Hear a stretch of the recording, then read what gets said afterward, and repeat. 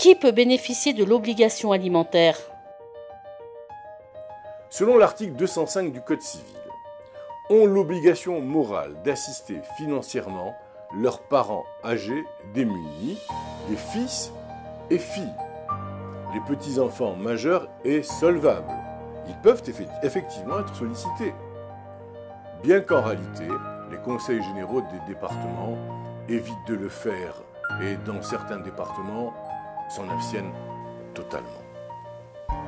Les gendres et les belles-filles, sauf en cas de divorce ou de décès de la personne qui crée l'alliance.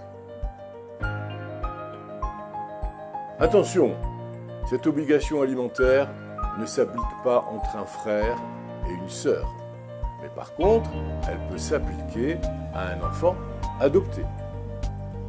À noter aussi que l'enfant envers lequel le parent aurait gravement manqué à ses devoirs est déchargé de l'obligation alimentaire. Pourquoi avoir mis en place l'obligation alimentaire? Si pour beaucoup, le devoir d'assistance coule de source, pour d'autres, l'acte de venir en aide à un parent vulnérable est loin d'être naturel.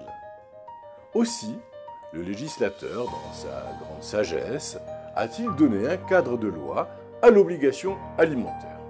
Il s'agit de l'article 205 du Code civil, afin de protéger les personnes les plus démunies. Il s'agit donc d'une aide financière qui doit être obligatoirement versée par les descendants de toute personne âgée qui n'a pas les moyens financiers nécessaires pour régler les dépenses liées à son hébergement en maison de retraite. Néanmoins, l'obligation alimentaire ne s'applique pas à une personne âgée démunie pour effectuer le règlement d'une aide ménagère ou pour payer des repas. Les services d'aide à domicile se chargeront d'une telle aide. En revanche, si les frais d'hôpitaux ou ceux liés à un hébergement en maison de retraite ne peuvent pas être réglés par une personne âgée en état de précarité, ces établissements pourront alors légalement se retourner contre les membres de la famille de la personne âgée reconnue comme obligés alimentaires, bien sûr.